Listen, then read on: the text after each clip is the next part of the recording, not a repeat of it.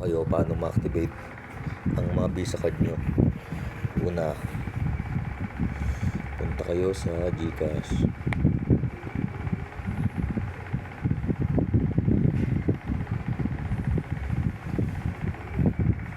Tapos punta kayo sa account, hanapin nyo lang to.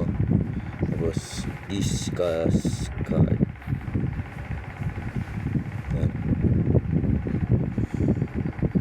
Yan, lumabas yun kasi na-activate natin to link my card kasi may okay na yan sa akin. Hindi ka lang ganun, yan ganyan. Done.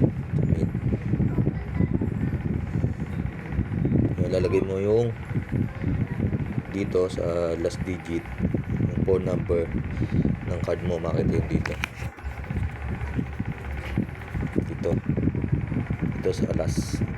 Yan, yung sa baba, yung dito sa baba niya yung card niya, dun makita yun. Yun lang, pwede mo siyang i-withdraw kahit saang ATM branch basta may Visa. Basta may Visa yung ATM machine, okay na yun, goods na yun, pwede na withdraw.